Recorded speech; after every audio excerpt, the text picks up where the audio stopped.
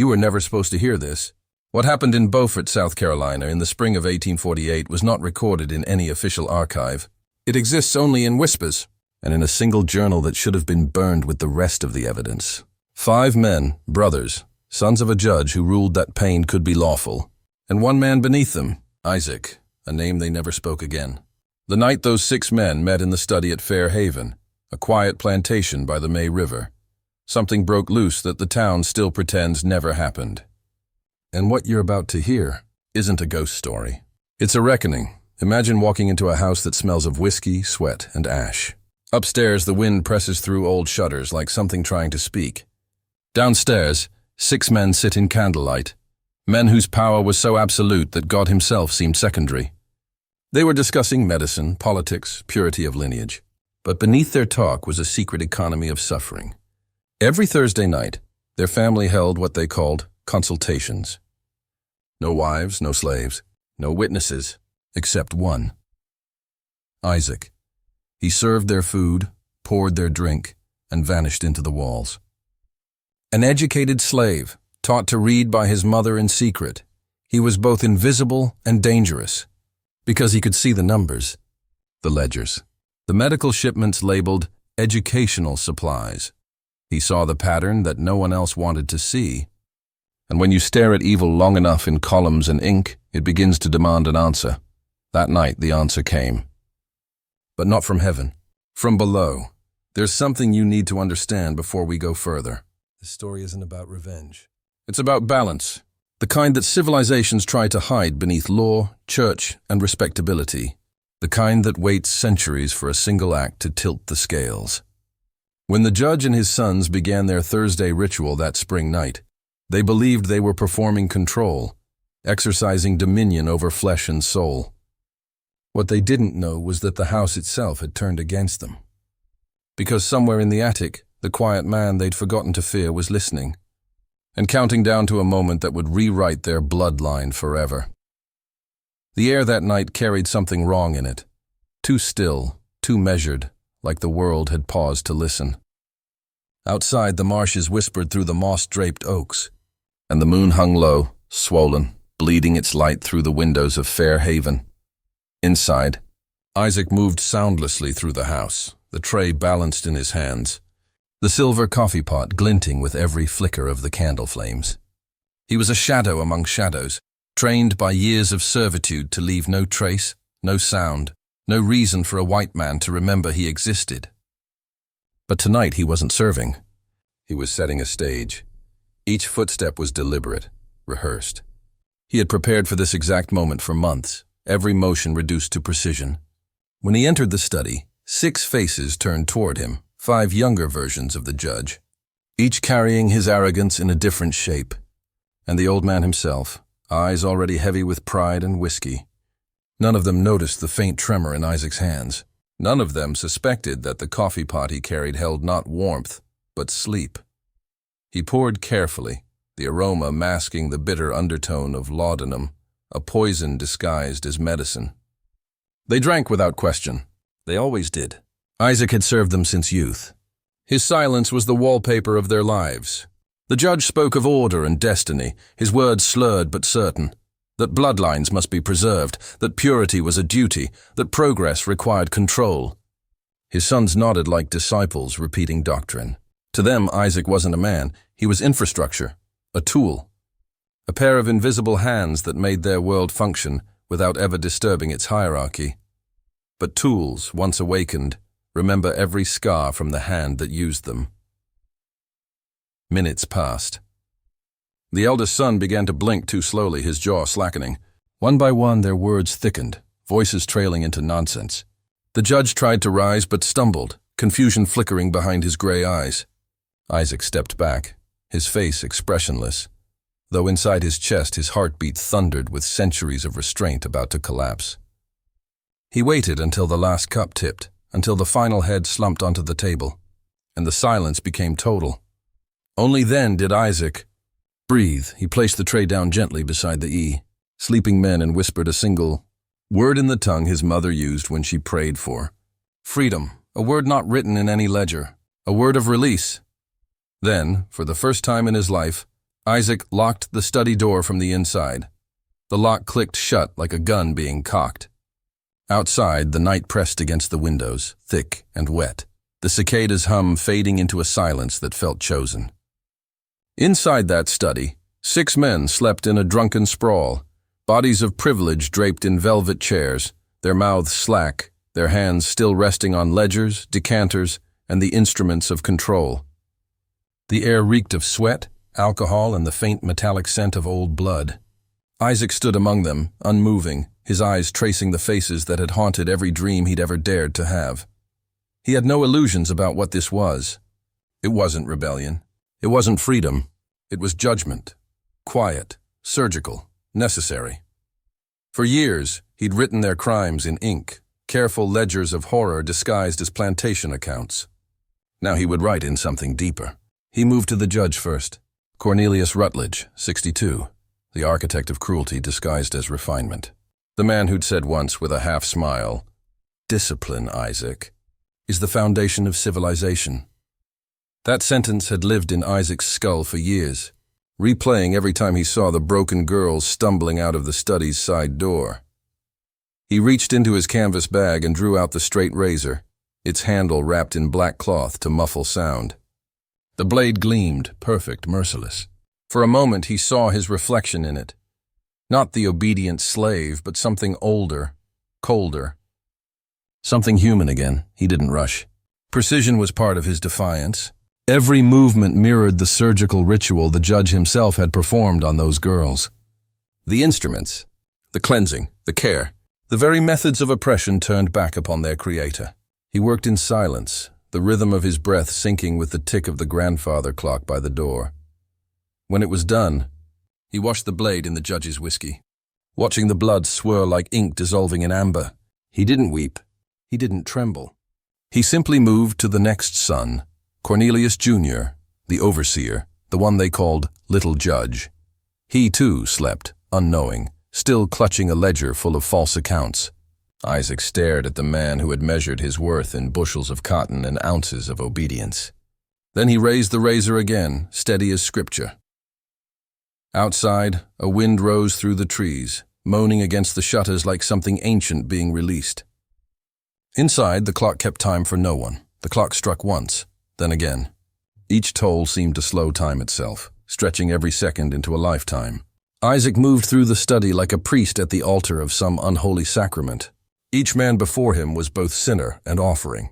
The razor glinted in the candlelight, and in that gleam lay centuries of rage, intellect, and silence given voice. The second son, Thomas, twitched once as Isaac's shadow passed over him, but the laudanum held. Isaac hesitated for the first time, not from mercy, but from clarity. He understood now what his mother had meant when she whispered, "Freedom costs the part of you that believes in gentleness." He worked methodically. Each act identical, symmetrical, almost sacred. What the ruddled men had done to others under the pretense of science, Isaac now mirrored with precision, reversing their logic, corrupting their ritual. For every girl whose name was written in his secret ledger, he whispered that name again as he moved. Sally, Jessie, Clara. One by one he spoke them back into the world, restoring their stolen existence through the only justice the era would ever allow. When he reached William, the lawyer, the manipulator of law, Isaac paused long enough to notice the man's expression. Even asleep, his mouth curved into a smirk, the same cruel line he wore when declaring victory in court. Isaac leaned close and whispered, "You won every case but this one." Then the razor sang again, soft, final. The twins were last, Robert and James, the ones who treated pain as a sport. They lay side by side, as if even unconscious they couldn't separate. Isaac watched them breathe, their faces identical in arrogance and youth. For a moment he saw boys, pampered, untouched by consequence, and he felt almost nothing. Then he remembered the screams, the laughter behind the closed doors, the way the twins would place bets on how long the girls would last. The emotion that surged then wasn't rage. It was precision sharpened into purpose. By the time he finished, dawn had begun its slow crawl beyond the tree line. The candles had burned low, their wax melted into the mahogany like pale flesh. Isaac stepped back, breathing hard but steady, the room now thick with iron and finality. He had performed his work as they had taught him, disciplined, methodical, clean. He had become their reflection. The study was silent now, but the silence carried weight. Isaac moved deliberately, his hands brushing over the polished wood, smoothing papers, closing ledgers, erasing the careful deceptions of men who believed themselves untouchable. This was his ritual now, quiet, exacting, a reclamation of space they had used to terrorize. Each ledger closed was a small hammer strike against centuries of control, each folded page a seal against the crimes committed under the pretense of law and family honor. He was not just cleaning a room. He was erasing a legacy, a moral rot hidden behind polished doors and titles. The fire he had prepared waited in the back, small at first, contained, yet capable of consuming everything that had defined the Rutland power. Isaac knew the fire would be their final judgment, a signal to the world that no empire built on fear and silence could stand unchallenged. The flames would lick the edges of their privilege, smoke curling through the halls to remind those who survived that punishment did not always come from men. It came from consequences embedded in the fabric of the world itself. He paused, looking at the rows of instruments, the books, the papers marked with deceit, and felt the weight of history pressing against him. For 8 years, he had watched, recorded, and endured, learning patterns, noting weaknesses, cataloging every act of cruelty and manipulation. This night was not impulsive. It was inevitable. Every movement, every placement of objects was a culmination of knowledge, patience, and careful observation. He placed the final items in the fire, letters, journals, papers that detailed the horrors of the estate, and watched them curl and blacken. The heat pressed against his face, the scent of smoke filling his lungs, and he felt an unfamiliar release. Not joy, not vengeance, but clarity. The study was no longer theirs. It would never belong to the Rutlids again. Every tool of control they had wielded was being returned to the ether, reshaped into a warning. Power that feeds on terror and secrecy always leaves itself vulnerable. Isaac lingered, listening to the crackle of flames, feeling the energy of the estate shift around him. The house that had once held whispers of horror now hummed with possibility, a dangerous potential that he alone could navigate. Outside, the first light of dawn crept over the marshes, softening the edges of the world, but not the weight of what had been done. He was no longer the man who had served in silence. He had become something else, an architect of truth, a guardian of hidden knowledge, a reckoning walking among the living. He stepped back into the shadows, letting the house itself carry the story forward. In that quiet, he understood that some acts, though unseen by history, could never be forgotten. The world had shifted that night, and he had pulled the lever.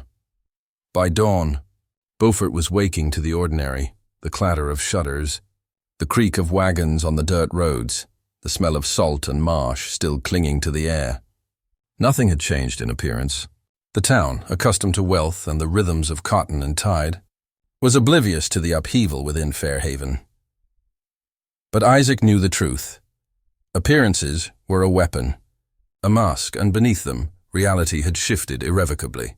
The Rutland name still commanded respect, but the pillars of that respect had been hollowed from within. The estate, once a symbol of absolute power, now contained a secret they could not name, could not touch. Isaac retreated to the small room he had always called his own, though it had never truly been his. The narrow bed, the single window, the canvas bag tucked beneath it. They were familiar, yet tonight they felt different. He sat quietly, the heat of the fire still lingering in his bones, his mind racing through 8 years of observation. He had catalogued every cruelty, every manipulation, every twisted sense of entitlement the Rutlids had exercised over those beneath them. And now he carried the weight of action, not revenge in the emotional sense, but justice in its cold, deliberate form. He opened his hidden ledger, the leather cover creaking softly. Each name, each date, each marked procedure leapt from the pages with renewed significance. These weren't just records, they were truths, evidence of what had been denied, of lives stolen and erased. And now, for the first time, Isaac understood the full scope of his own transformation. He was no longer merely a servant, a silent observer of cruelty. He had become an agent of consequence, a force acting on behalf of the countless silenced voices whose suffering had been hidden behind polite society and law. Outside, the world continued in its predictable pattern. Birds called, wagons rattled over the marsh roads, and the town went about its business, unknowing. But the balance had shifted. The Ruttled estate, once a fortress of control, now carried the memory of an act so precise, so deliberate, that it would haunt anyone who knew the truth. Even those who remained in power, those who believed themselves untouchable, were now vulnerable to the knowledge that actions, no matter how hidden, always leave a trace. Isaac's gaze drifted to the horizon, to the marshes beyond, and he felt a peculiar serenity. This was not triumph, and it was not freedom in the way the world defined it. It was something darker, an understanding that control, cruelty, and silence were fragile constructs, and that one man, armed with knowledge and patience, could unravel them entirely. He rose, leaving the ledger open to the first page, a warning to any who might follow. The estate might burn, the town might forget, but some truths cannot be erased. Comment now below with the words, "Shadow knows." Type it twice. Say it aloud if you must. Let it anchor you. The world of hidden knowledge has claimed you, and repeating it solidifies your place on the other side of fear. The town of Beaufort, like most places built on wealth and silence, reacted first with confusion, then with denial. Rumors spread, thin as mist, carried by servants, merchants, and the occasional curious neighbor. A fire, they said. An accident. No one looked closer. No one dared name the shadow at work, the hand that had rewritten the night. They could feel that something had shifted in Fair Haven, but they lacked the courage or the imagination to confront it. This is how communities survive, by ignoring what is unbearable, by labeling truth as rumor, by sealing memory in polite fiction. Isaac watched it all unfold from the shadows of the low country, blending into the marshes, unseen, unknown, untouchable. The world believed they were untouched. He knew otherwise. He had changed the rhythm of power, altered the architecture of fear. Those who once commanded obedience now moved with hesitation, uncertainty creeping into gestures and words that had always been certain. It was subtle, invisible, yet devastating. Power is fragile. Authority depends on the unbroken belief in its permanence, and Isaac had fractured that belief. He walked through the estate grounds after the fire, noting the charred beams, the curling smoke, the air thick with the scent of burned privilege. There were no spectators, no judgmental eyes, just the wind, carrying the residue of centuries of control and the echoes of voices never heard outside these walls. Isaac catalogued it all mentally, every plank, every footprint, every sign that the balance had been irrevocably disturbed. He was learning a new kind of power, the quiet power of knowledge applied without need for recognition. The town tried to move on, as towns always do. Commerce resumed. Fields were tended. Families went to church. The Ruttleds were absorbed into whispered conversations and fearful respect.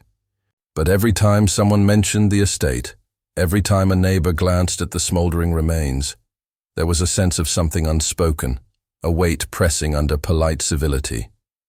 That weight was Isaac's legacy, a reminder that hidden forces can shape reality even when unseen, that what is buried does not vanish.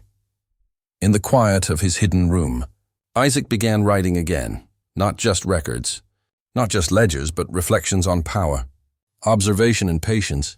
He documented how fear circulates, how silence enforces hierarchy, how knowledge is the true currency of control. This was no longer survival. This was mastery. He was no longer a man merely reacting to cruelty. He was becoming something rarer, an architect of unseen consequences, a guide through the hidden mechanisms that govern the world. The world had not yet noticed him, but it would. Time passed, but the estate did not heal. Fair Haven became a quiet monument to absence, a house without order, a landscape where power had been displaced but not replaced. The Ruttleds who survived remained, but they were shadows of themselves. Cornelius Jr. avoided public scrutiny. his arrogance tempered by a fear he could not name. Thomas's political ambitions cooled, replaced by a nervous caution in every meeting. William spoke less in court, choosing words carefully, as if anticipating an unseen correction. Even the twins, Robert and James, carried themselves differently, their youthful cruelty now shadowed by doubt, a tremor in their certainty. Isaac had done more than act. He had introduced a variable the town could never calculate, the people of Beaufort whispered.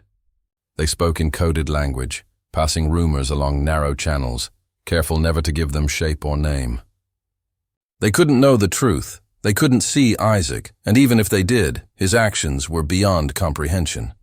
Men who had spent lifetimes measuring strength by wealth, violence, and social standing now questioned whether those measurements meant anything at all.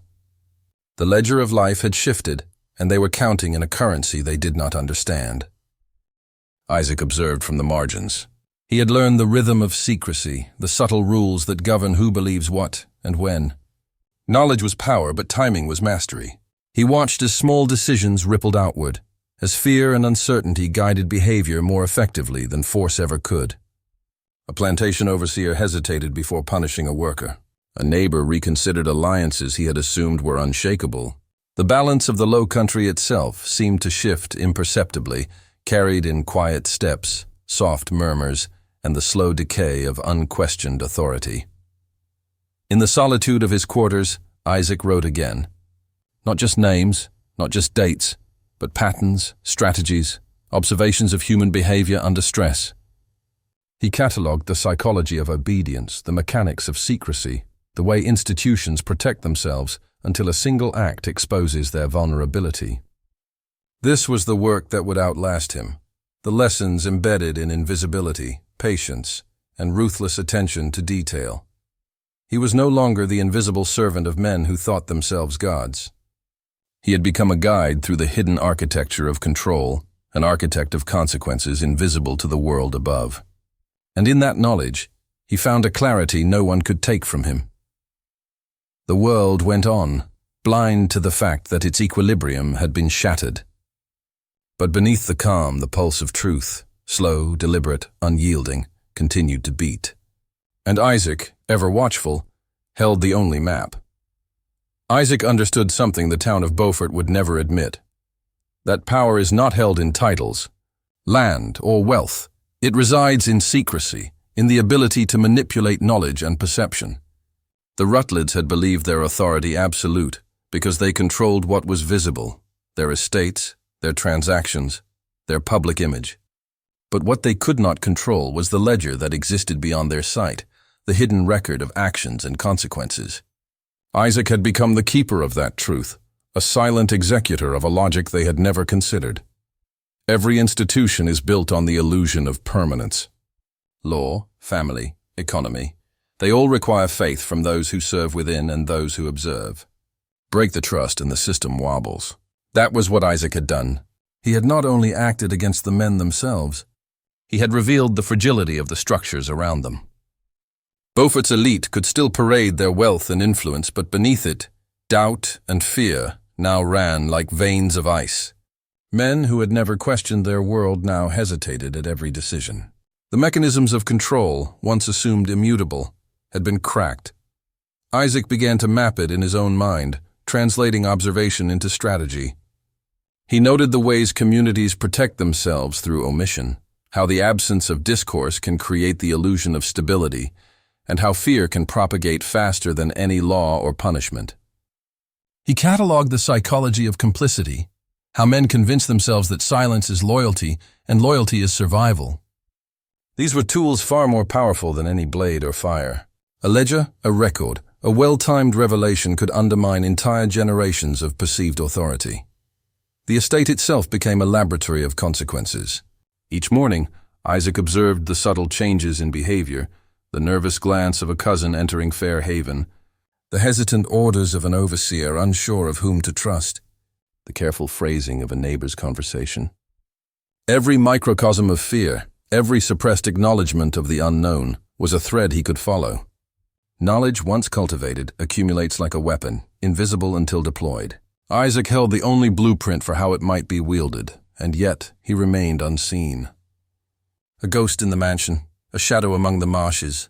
His power was absolute precisely because it was unnoticed, unfathomable, and beyond direct retaliation. The Rutledges would continue their lives, the town its routines, but beneath it all, a quiet intelligence monitored the balance. He was the guardian of a truth that could destroy or liberate, a silent force capable of rewriting history in the hidden margins.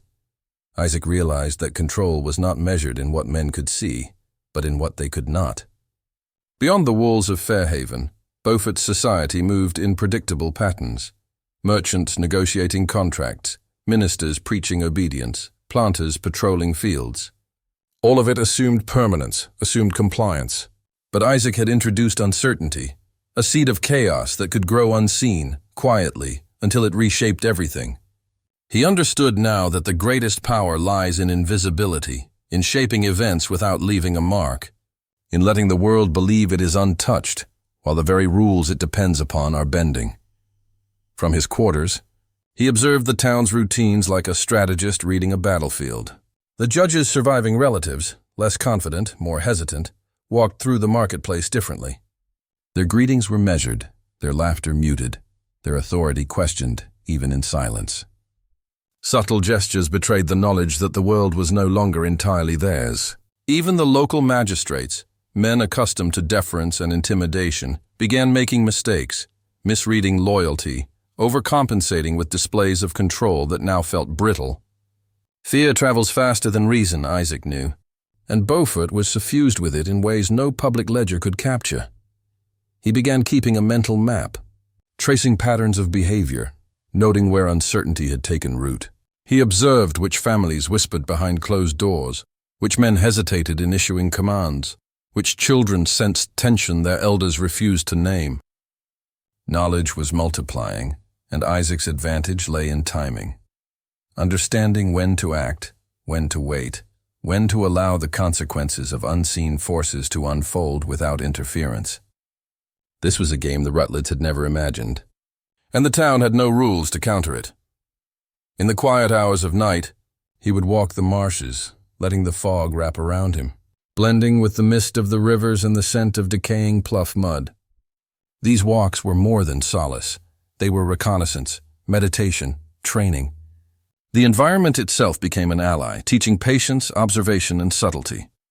Every bend in the river, every shadowed inlet, every hollowed tree was part of the network he visualized, a system through which he could understand the world and its weaknesses without a word being spoken. And all the while, the ledger remained, hidden, unassailable, a record of past horrors and present understanding. Each entry was more than a name, more than a date. It was a lesson in human behavior, a blueprint of control, a testament to the power of knowledge when wielded silently. Isaac had transformed from servant to observer, from witness to architect, from invisible man to guardian of a force the world could not comprehend. Isaac had learned that fear is most effective when it is uncertain, when the source is invisible, when the mind fills in the blanks with possibilities darker than reality. He began to test this principle carefully.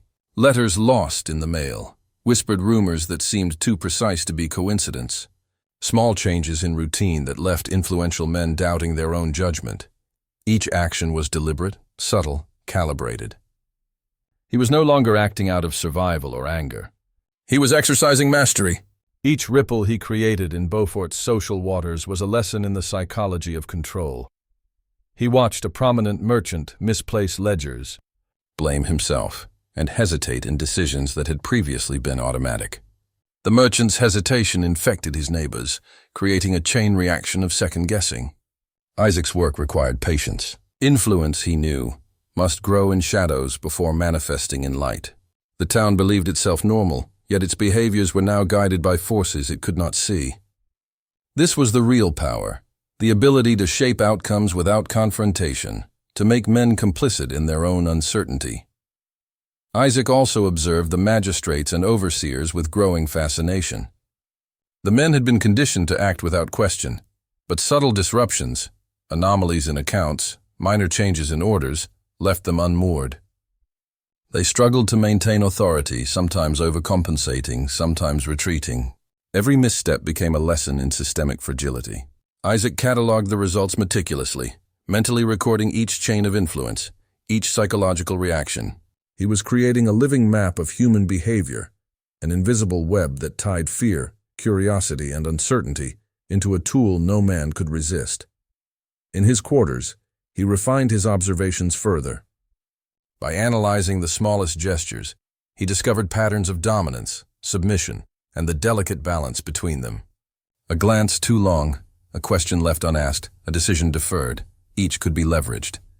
Knowledge, once properly understood, became a force capable of restructuring relationships, power, and expectation.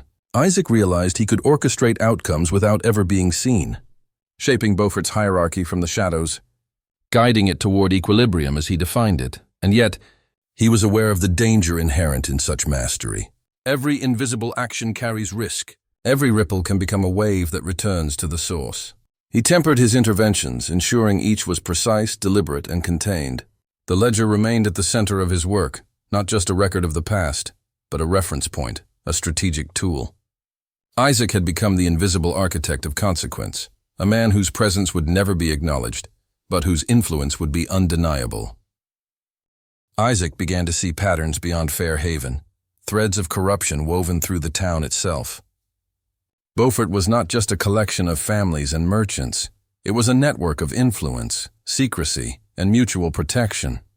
Every prominent household relied on the obedience of others, the careful concealment of misdeeds, and the quiet enforcement of social hierarchies. Isaac observed the magistrates who overlooked crimes for a price, the merchants who falsified records to maintain appearances, the ministers who preached morality while turning a blind eye to abuse. Each layer of authority was complicit, each system dependent on silence. From the margins, he mapped the invisible architecture of power. The estate had been a microcosm of this structure, control maintained by fear, obedience enforced through privilege, secrecy guaranteed by threat. Outside its walls, the same principles applied on a larger scale. Isaac understood that knowledge of these patterns was more dangerous than any weapon. He could see who relied on whom, who feared exposure, and who would act predictably under pressure. The web extended far beyond Fair Haven, threading through Beaufort's wealthiest and most respectable families, and each strand carried a weakness he could exploit. He began subtle interventions, small tests of the town's moral compass and thresholds for compliance. A ledger misplaced on a neighbor's doorstep, a letter delivered to the wrong household, a whisper of suspicion, each designed to probe boundaries, to measure reactions. Men who once believed in the absoluteness of their social dominance began to hesitate, second-guess, question not only others but themselves. In the quiet, Isaac observed these fractures grow, mapping the connections and vulnerabilities like a cartographer of human behavior. It was a delicate balance. He could not act overtly. Discovery would undo everything. Influence had to be invisible, precise, and relentless. Every ripple had to remain untraceable, every reaction a clue for his next move. He was no longer simply recording history, he was shaping it. The very institutions the town relied on for order and morality now danced to his silent rhythm, guided by his careful calculations. In his quarters, Isaac reflected on the magnitude of what he had begun. Power is not only enforced, it is maintained by those too afraid to see beyond the surface. Knowledge is the greatest lever, and patience is the fulcrum. With each observation, he refined his understanding, mastering the mechanics of control, influence, and fear. He had become something few men could comprehend, an invisible force capable of orchestrating consequence, unseen but undeniable, a guardian of truths the world refuses to acknowledge. Isaac realized the town would eventually attempt to protect itself, to reassert the illusion of control. Beaufort, like any community built on power and secrecy, was wired to react, deflect, conceal, manipulate. Men who sensed a threat they could not see would act, and in their action lay the opportunity. Isaac began to anticipate these maneuvers, mapping their likely responses and preparing subtle interventions that would turn their attempts at self-preservation into evidence of deeper corruption.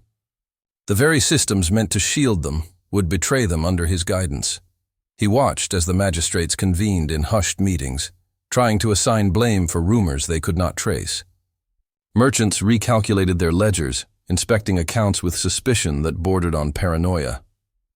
Even families who believed themselves untouchable began questioning their alliances, quietly testing loyalties. Every hesitation, every misstep, every glance of doubt was data, a confirmation that power dependent on fear is inherently unstable. Isaac catalogued it meticulously, his mind functioning as both observer and strategist, recording each reaction, noting the patterns, the weak links, the points where a whisper could unravel years of assumed authority. Isaac's interventions remained invisible, almost imperceptible. A ledger left slightly misfiled to mislead a merchant, a rumor seeded through a servant to unsettle a powerful household, a note lost and then discovered, each act crafted to exploit the psychology of guilt, fear, and secrecy. Men who had prided themselves on control began to make mistakes, often small but cumulative, eroding confidence in themselves and in each other. The town's elite were beginning to see shadows where none existed, their own anxieties amplifying the consequences of his invisible hand.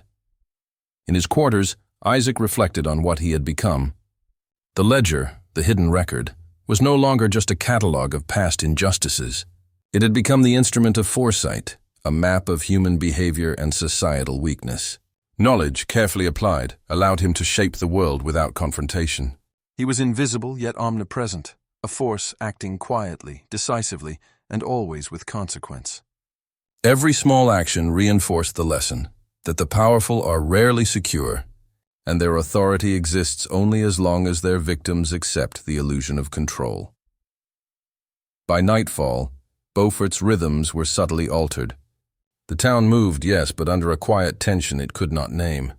Decisions were slower, alliances more cautious, and fear, the fear of the unseen, permeated spaces that had once been predictable.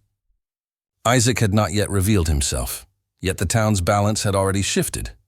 Power, he knew, always leaves a trace, even when invisible hands are at work. The more Isaac observed, the clearer it became. Beaufort's elite were complicit in a system that thrived on deception, cruelty, and silence.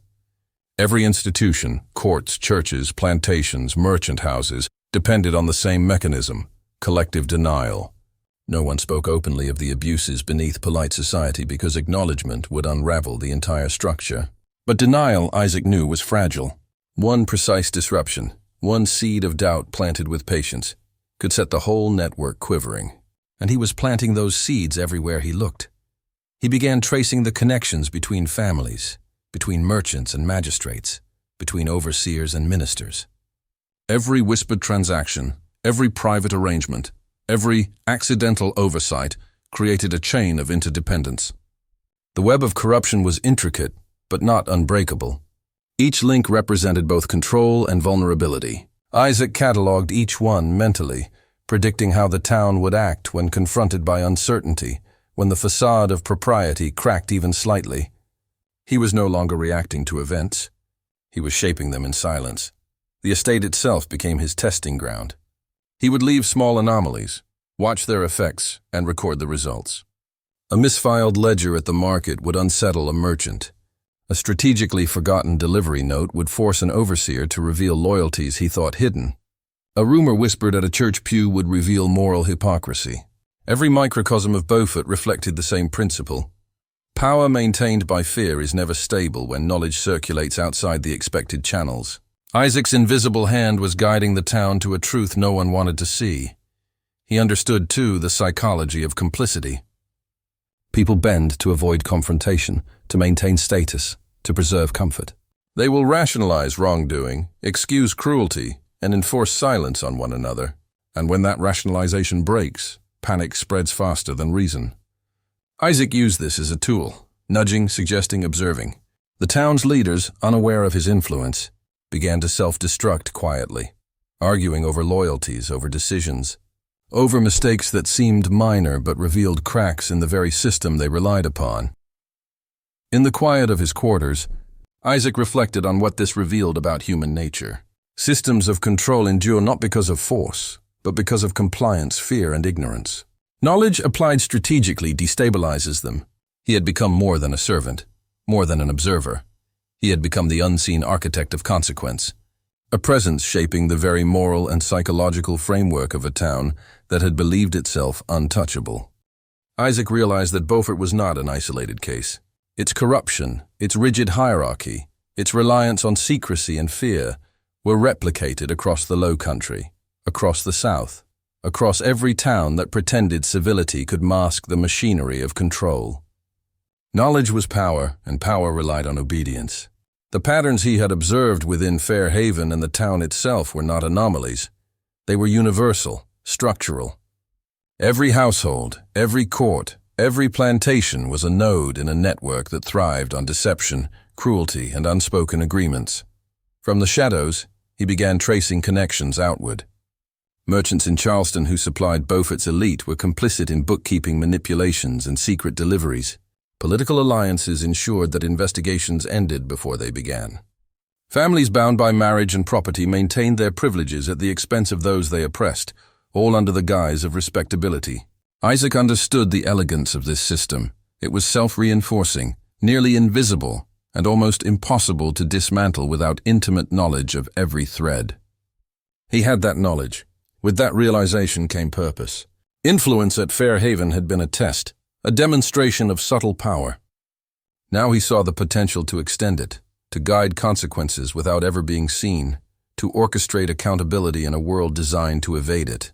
Small nudges, carefully applied, could trigger outcomes far beyond the estate. A merchant reconsidering a shipment due to a lost ledger, a politician hesitating on an exploitative law, a plantation owner second-guessing practices because of whispers that could not be traced. Each action was invisible, but undeniable, and each carried the weight of insight no one else possessed. Isaac cataloged everything in his ledger: the patterns, the behaviors, the predictable consequences of fear and secrecy. He learned how the powerful justified cruelty, how they rationalized inaction, how they depended on compliance that could be disrupted with subtle precision. Knowledge was not just observation. It was a tool, a weapon, and a guide. By understanding the mechanisms of corruption, he had transcended the role of witness. He was now an architect of consequence, a strategist capable of reshaping reality from the shadows. And yet, he remained unseen. Beaufort functioned as before, unaware that the very foundations of its authority had been probed, tested, and subtly reshaped. Isaac had become more than a man. He was a presence, a force, a guardian of truths too dangerous to be spoken aloud. Every step he took, every ledger he adjusted, every pattern he catalogued reinforced the principle that power is never absolute. And knowledge, wielded with patience, always wins. Isaac understood that influence could be extended not only through direct observation and intervention, but through symbols, small, deliberate signs that communicated more than words ever could. He began embedding coded messages in the ledgers, subtle anomalies, patterns in numbers, and marginal notes that only someone with insight could interpret. These were not just records. They were psychological tools, seeds of awareness planted in the minds of those who might uncover them in the future. The messages carried warnings, instructions, and truths cloaked in a language of ambiguity, forcing the reader to confront uncertainty, to question authority, to perceive the hidden structures of control. He realized that symbols bypass the rational mind. They speak directly to instinct, to intuition, to fear and curiosity simultaneously. A small mark in a ledger, an unusual sequence of transactions, a seemingly arbitrary annotation, all of it suggested knowledge beyond comprehension. To the untrained, these signs were meaningless, but to the observant, they hinted at forces at work, at patterns that could reshape understanding. Isaac was constructing a network of psychological influence that could outlive him, a hidden architecture embedded within the fabric of the estate and the town itself. Isaac also began experimenting with ritualized actions, repetitive, deliberate movements performed in solitude. A particular way of folding ledgers, marking pages with a consistent symbol, arranging objects in a specific order. These actions were invisible to others but anchored him to a sense of power and control. They were also a form of preparation, a psychological conditioning that allowed him to execute interventions with precision. The estate and the surrounding town became his canvas, each detail a stroke in the invisible mural of influence he was creating. Through these symbolic gestures, Isaac could manipulate perception without ever being physically present. A misplaced ledger became a warning, a coded notation a guide, and every subtle act reinforced the principle that knowledge is the ultimate currency. Fear, uncertainty, and curiosity could be cultivated deliberately, shaping behavior more effectively than any threat or punishment. The patterns he created in the estate mirrored the patterns he saw in the town, a microcosm and macrocosm of influence operating simultaneously, invisible yet undeniable. As Isaac sat in the quiet of his room, candlelight flickering over the hidden ledger, he recognized the true depth of his transformation. He was no longer merely a man acting in response to cruelty. He was a strategist, a guardian of hidden truths, and an architect of unseen consequences. Through symbols, rituals, and calculated disruption, he had become a presence that could shape minds, behavior, and history itself, without ever being seen, without ever being confronted. The elite of Beaufort began to falter, though none could articulate why. Isaac's interventions, subtle yet relentless, had begun to generate an undercurrent of paranoia, a sense that the town's long-held certainties were unreliable. Small deviations, minor disruptions, and whispered rumors festered beneath the surface, unnoticed by most but deeply felt. Cornelius Jr., once a figure of unshakable confidence, hesitated in his decisions, questioning the loyalty of overseers he had previously trusted without thought. Every handshake, every agreement, every casual observation was now filtered through a lens of uncertainty he could not name. Thomas, too, found himself second-guessing his political and financial alliances. Deals he had executed with ease now seemed fraught with risk. He paused before signing contracts, wondered whether his correspondences had been tampered with, and began to test the loyalty of those around him. The twins, Robert and James, notorious for their brazen cruelty, grew increasingly erratic. Their impulsive decisions became mistakes. Their need for affirmation intensified. Even William, steeped in law and procedure, faltered in the courtroom, misjudging men who had previously posed no challenge. Isaac had engineered doubt so precise, so imperceptible, that it reshaped behavior without confrontation. The town itself, too, began to show subtle signs of strain. Merchants recalculated ledgers unnecessarily, as though sensing misalignment in a system they could not define. Clergy hesitated in sermons, glancing nervously toward those they had always considered pillars of influence. Families who had once negotiated alliances with confidence now paused before entering rooms or responding to invitations. The equilibrium that sustained Beaufort's social hierarchy was destabilized, not through violence, but through uncertainty. Every action the town's leaders took seemed to reinforce the perception that something was wrong, though no one could name the source. Isaac observed this quiet unraveling with calculated detachment. He catalogued each reaction in his ledger, noting the subtle signs of fear, doubt, and overcompensation. The town's elite, trained to believe in their supremacy, were now reacting to a force they could neither see nor confront. In the shadows, he was both observer and architect, guiding behavior and recording consequences, refining the mechanics of influence with surgical precision. Through these manipulations, Isaac had proven a principle older than Beaufort itself. Absolute power relies on belief. Remove certainty, and the most fortified structures crumble. The silent hand of knowledge had begun to dictate action, and Beaufort was responding unknowingly to an invisible force that understood its deepest fears. Isaac began to recognize a pattern not just in Beaufort, but in the society that nurtured it. The fragility of power was universal. Authority, whether enforced through law, wealth, or violence, relied on belief, on the assumption that those beneath it would comply unquestioningly.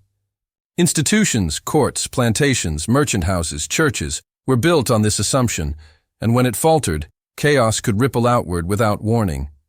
Isaac's influence at Fairhaven had been a microcosm, a demonstration of a truth few dared confront. Knowledge and subtle manipulation can bend even the most rigid systems. He traced the implications with meticulous care. Every act of corruption, every compromise born of fear or convenience, was a vector for disruption. One carefully applied nudge could reveal hidden alliances, expose weaknesses, and fracture networks of trust that had seemed unassailable. Isaac understood that he was not merely observing human behavior, he was mapping it, predicting it, and quietly steering it. This was mastery on a level that transcended physical power. The elite could enforce laws, punish bodies, command obedience, but they could not enforce comprehension. That belonged to those who understood the hidden architecture of influence. His ledger became both a record and a blueprint. It catalogued the smallest reactions, a glance that lingered too long, hesitation before an order, miscalculations in accounts, whispers in corridors. Every tiny disruption could be amplified, connected to another, until a pattern emerged that no man could ignore.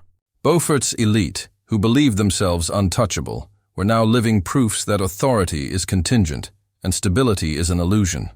Isaac had become the quiet orchestrator of consequence, a presence the town could not see, yet whose influence dictated its every misstep.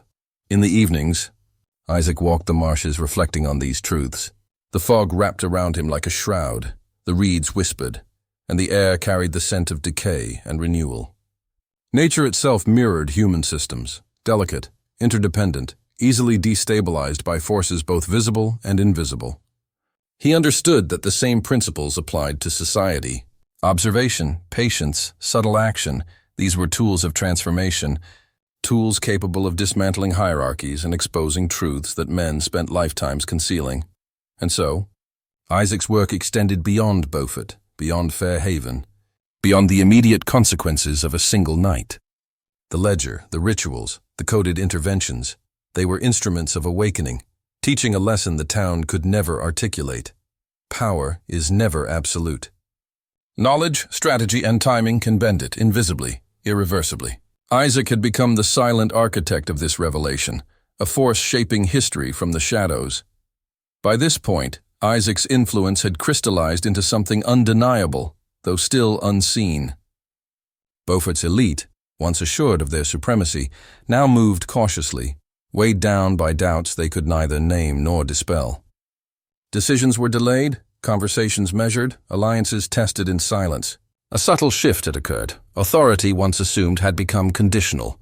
Isaac's interventions, letters, misfiled ledgers, whispered rumors, coded symbols, had accumulated into a psychological force that reshaped behavior without confrontation. Fear and uncertainty, cultivated with precision, had become more powerful than the threat of punishment. He observed the fractures widen. Merchants miscalculated shipments, creating tension among partners. Overseers hesitated to enforce orders, unsure who could be trusted. Magistrates reviewed cases more slowly, fearing unseen manipulation. Even ministers, accustomed to moral certainty, paused mid-sermon, their authority subtly undermined by invisible doubt. Isaac catalogued each reaction in his ledger, noting patterns, correlations, and cascading effects. These were not coincidences. They were the predictable outcomes of interventions designed with surgical patience. Isaac also saw a deeper truth emerge. Institutions protect themselves until they cannot.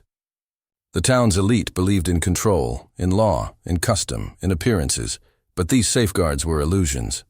Once belief faltered, even minimally, the foundations began to crumble. Beaufort's hierarchy had become brittle, and every hesitant decision, every misjudged alliance, every small error reinforced the principle he had long understood. Knowledge, applied strategically, bends reality more effectively than brute force ever could. He reflected on the broader implications. Fair Haven had been his starting point, the proving ground, but the mechanisms he observed applied universally. Every town, every household, every system built on obedience and secrecy was vulnerable.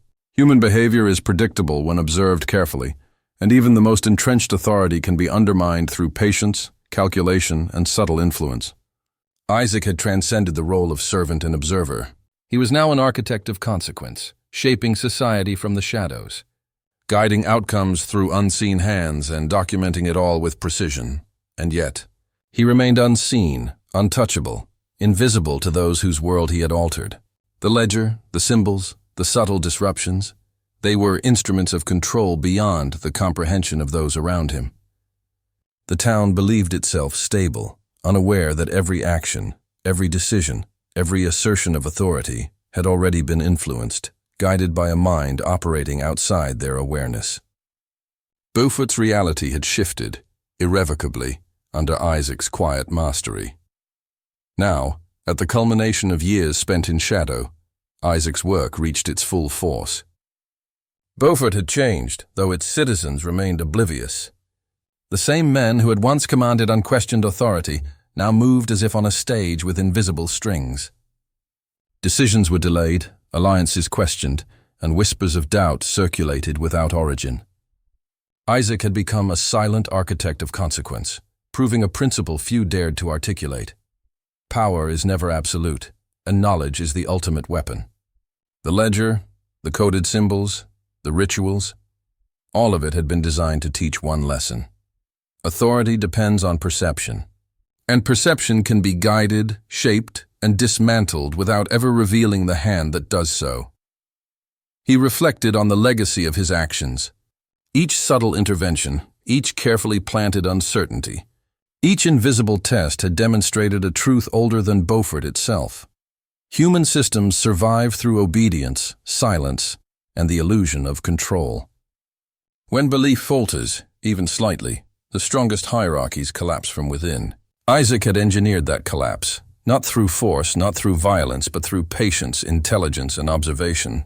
He had transformed fear into understanding, chaos into strategy, and invisibility into absolute influence. And yet, Isaac's work was more than strategy. It was a revelation. It forced him to confront the dark mechanics of human nature: complicity, self-deception, cruelty, and the desperate need for validation. Beaufort's elite were not evil in the abstract sense. They were human, and human systems are inherently fragile. Authority without awareness is hollow. Control without comprehension is temporary. The ledger, hidden in its hollowed Bible, contained not only records of atrocities but also a blueprint of power, a manual for understanding and manipulating reality without ever drawing attention. Isaac had become a teacher in a language the world could not read, revealing truths it could not face. Now, I ask you to participate. Type the phrase, "I see the unseen," twice in the comments. Let it anchor you. Let it mark your awareness.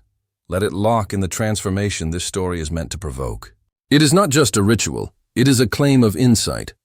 A declaration that you understand that power and knowledge are inseparable, that hidden truths can change reality. Beaufort would continue to exist. But under its surface, the rules had shifted. Isaac had demonstrated that invisible influence is more potent than any sword, any law, any legacy. Knowledge, patience, and subtlety are instruments of power that endure beyond fear and time. He had shown that those who observe, understand, and act quietly can bend reality itself. The lesson is simple, brutal, and permanent. True mastery comes not from dominance, but from understanding the invisible structures that govern the world, and knowing how to navigate them without ever being seen.